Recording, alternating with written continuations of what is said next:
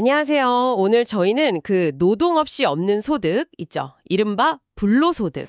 여기에 대해 좀 깊이 파고드는 시간을 가지려고 합니다. 아, 네. 요즘 정말 중요한 화두죠. 맞아요. 특히 이게 왜 점점 더 중요해지고 또 이걸 왜 적극적으로 늘려가야 하는지 상당히 설득력 있는 글이 있어서요. 그걸 중심으로 한번 이야기를 풀어볼까 합니다. 좋습니다. 어떤 내용일지 기대되네요. 자, 우선 이 글에서 보면요. 우리가 보통 생각하는 불로소득 예시들을 먼저 짚어줘요. 뭐 주식이나 부동산 시세 차익 같은 거요. 네네, 그런 것들. 배당금이나 이자도 있겠고. 그쵸. 임대소득, 뭐 건물주 월세 받는 거, 그리고 또 상속이나 증여 같은 것도 있고요. 참 다양하죠. 네, 그쵸. 근데 이 글이 흥미로운데 여기서 딱 구분을 하더라고요. 구분이요? 네, 상속이나 증여는 뭐 정말 노력 없이 받는 거니까 명확한데 우리가 흔히 투자라고 부르는 것들은 좀 다르다는 거예요. 예를 들면 주식이나 부동산 같은 거 말씀이시죠? 네, 바로 그거요. 이게 그냥 가만히 둔다고 돈이 막 저절로 불어나는 게 아니잖아요. 가격이 오를 수도 있지만 떨어질 위험, 그 리스크를 안고 가는 거니까요. 그렇죠. 위험이 따르죠. 그래서 그 위험을 줄이려면 공부도 해야 하고 경험도 쌓아야 하고 이게 일종의 기술이라는 거죠. 아, 그래서 그냥 불로소득이라고 하기보다는 재테크라는 말을 쓰는 거군요. 재물을 다루는 기술. 일리가 있네요. 네, 뭔가 노력이 들어간다는 거죠. 완전히 공짜는 아니라는 시각이에요.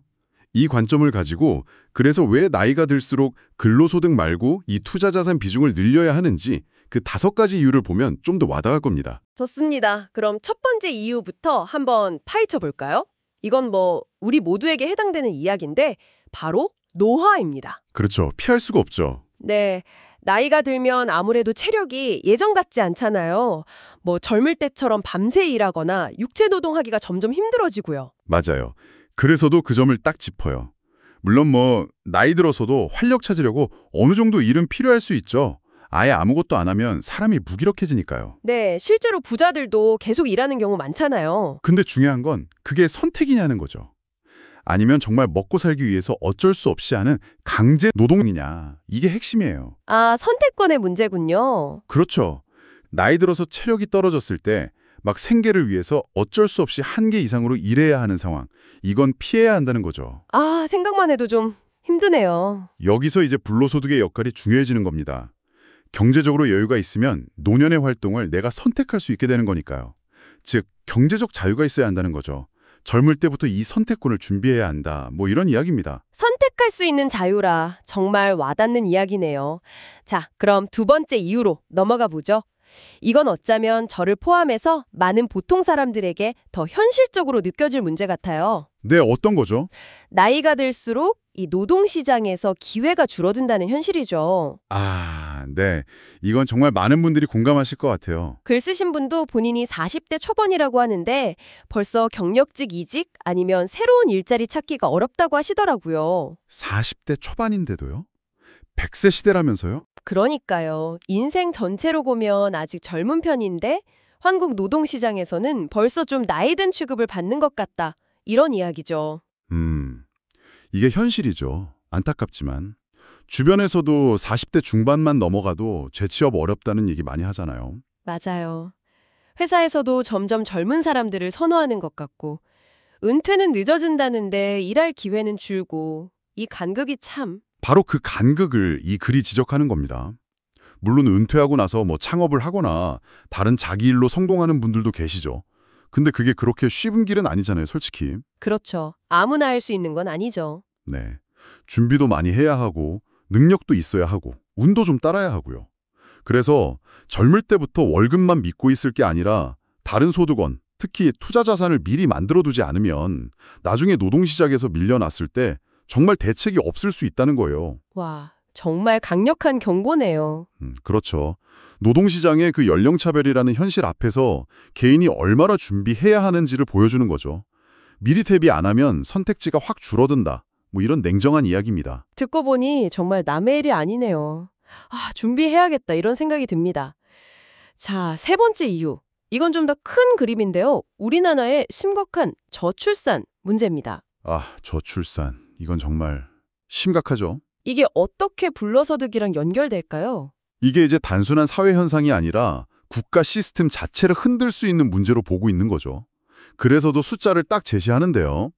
이미 2020년에 사망자 수가 출생아 수보다 많아졌어요. 인구 데드크로스라고 하죠. 네, 들어봤어요. 그리고 2022년에는 합계 출산율, 그러니까 여성 한 명이 평생 낳을 걸로 예상되는 아기 수가 0.78명까지 떨어졌대요. 0.78명이요. 와, 이게 세계적으로도 거의 유례가 없는 수준이거든요. 근데 이게 왜 우리 개인의 불로소득이랑 직결되냐면요. 네, 왜죠? 핵심은 미래의 생산 가능 인구 감소예요. 아이들이 안 태어나면 당연히 20년, 30년 뒤에 일하면서 세금 내고 사회를 떠받칠 젊은 세대가 줄어드는 거잖아요. 특히 문제가 되는 게 국민연금입니다. 지금 우리 연금 시스템이 기본적으로 젊은 세대가 낸 돈으로 은퇴한 어르신들께 연금을 드리는 방식이거든요. 일하는 사람이 줄면 연금 낼 사람도 줄고 그럼 연금 받을 사람은 많은데 돈이 부족해지는 거군요. 정확합니다. 그래서 이런 추세라면 대략 한 2055년쯤 국민연금 기금이 바닥날 수도 있다는 전망치를 인용해요. 2055년이요? 생각보다 얼마 안 남았네요. 물론 정부가 가만히 있진 않겠죠. 어떻게든 개혁을 하겠지만 지금처럼 국민연금만 믿고 노후를 보내겠다. 이게 점점 불확실해진다는 게 많은 전문가들의 걱정이에요. 불안하네요, 확실히. 그래서 이 글의 주장은 이제 국가의 보장만 기대하기는 어렵다. 이걸 받아들여야 한다는 거죠. 그래서 개인 차원에서 더 적극적으로 노후 준비, 즉 스스로 불로소득 시스템을 만들어야 한다. 이런 논리로 이어지는 겁니다. 저출산이라는 큰 흐름이 결국 우리 각자의 지갑 사정과 미래 계획에 영향을 미치는 거죠. 국가 시스템의 불확실성 때문에라도 개인적으로 더 준비해야 한다. 알겠습니다. 자, 네 번째 이유로 가볼까요? 우리나라가 이미 3저 시대에 들어섰다는 분석입니다.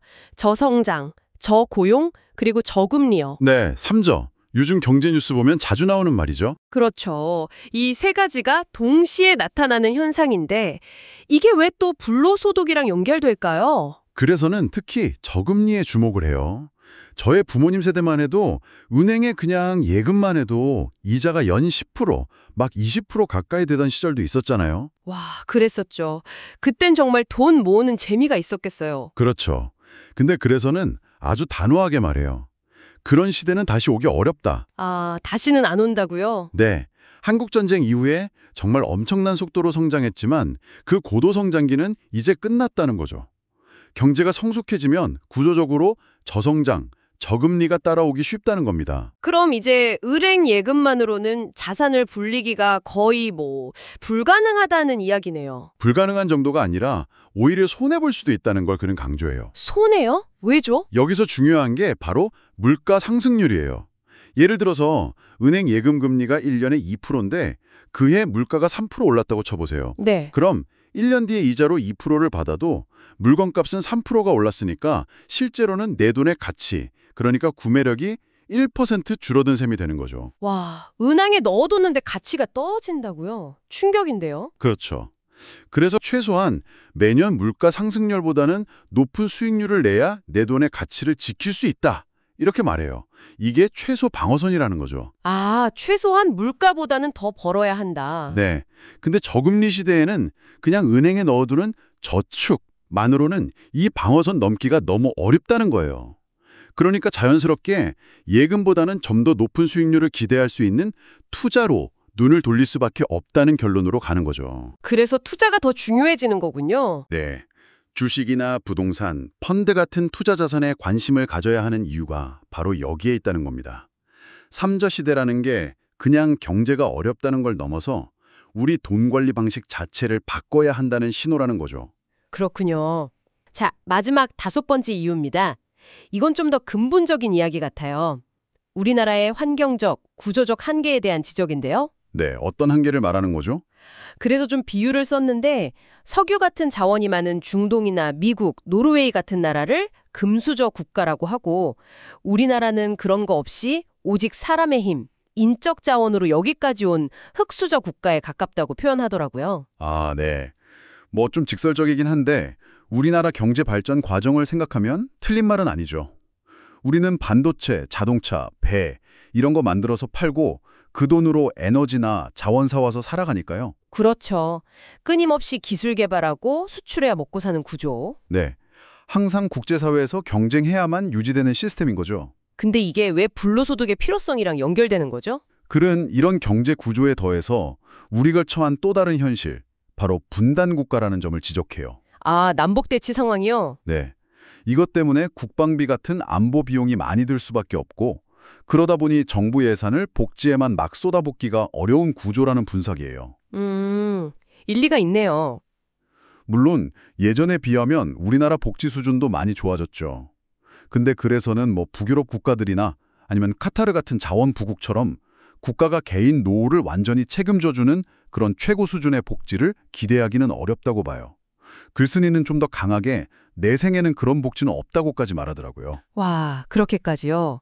그리고 각자 도생해야 한다는 결론으로 가는 거죠. 스스로 책임져야 한다. 각자 도생, 좀 씁쓸하게 들리기도 하네요. 그렇죠. 물론 이게 국가의 역할을 아예 부정하는 건 아니겠지만 현실적으로 국가 지원만 바라볼 게 아니라 개인이 더 적극적으로 미래를 준비해야 한다는 의미로 받아들여야 할 것 같아요. 네. 그래서 최종적으로 이렇게 주장하는 거예요. 지금 당장 월급 많이 번다고 막 다 써버릴 게 아니라 그 돈의 일부는 꾸준히 미래의 나를 위해서 투자를 해야 한다. 특히 우리 같은 보통 사람들에게는 거창한 사업 이런 거보다는 꾸준히 공부하고 경험 쌓아서 투자를 익히고 실천하는 거. 그래서 돈이 돈을 벌게 하는 시스템을 만드는 게 가장 현실적인 대안이다. 이렇게 아주 강력하게 권고하고 있습니다. 네, 오늘 살펴본 내용 한번 정리해 보겠습니다.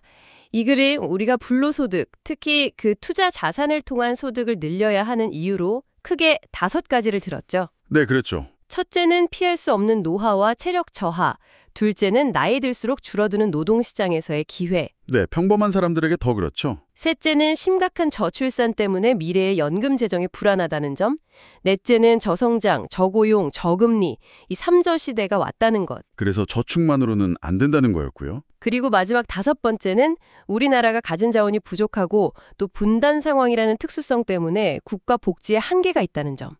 이 모든 것들이 맞물려서 결국 개인이 적극적으로 미래를 준비해야 한다. 즉 불로소득을 늘려야 한다고 강조하는 거군요. 맞습니다. 이 글이 던지는 가장 핵심적인 메시지를 한 문장으로 줄이면 아마 과거의 성공 방식은 이제 통하지 않는다. 이게 아닐까 싶어요. 과거의 방식은 통하지 않는다. 네. 평생 직장 다니면서 월급 받고 은퇴하면 연금 받아서 살고 이런 전통적인 모델이 지금의 경제나 인구 구조 변화 앞에서는 점점 더 어려워지고 있다는 냉정한 현실인식에 깔려 있는 거죠. 그렇군요. 그래서 이제는 개인이 이런 변화를 좀 주도적으로 읽고 특히 아까 강조했던 투자, 이걸 통해서 자기 미래를 좀 능동적으로 설계하고 중기해야 한다. 이런 강력한 권고라고 볼 수 있겠습니다.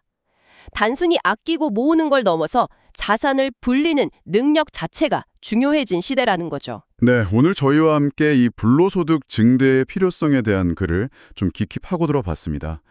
어쩌면 들으시면서 마음이 좀 무거워지거나 불안하다 이렇게 느끼셨을 수도 있을 것 같아요. 네, 그럴 수 있죠. 좀 현실적인 문제들을 다루다 보니까요. 하지만 이게 또 외면하기는 어려운 우리 사회의 변화들을 담고 있어서요. 한 번쯤은 진지하게 고민해 볼 만한 주제였다고 생각합니다. 청취자 여러분의 삶과 또 미래 준비에 대해서 다시 한번 생각해 보시는 계기가 되셨기를 바랍니다. 네, 이 글이 특히 투자를 계속 강조했잖아요. 근데 글 처음에도 나왔듯이 투자는 반드시 위험이 따르고 그 위험을 잘 다루려면 꾸준한 공부와 경험이 꼭 필요한 영역이거든요. 그렇죠. 그냥 은행에 넣어두는 거랑 완전히 다르죠. 네, 그래서 여기서 마지막으로 한번 질문을 던져보고 싶어요.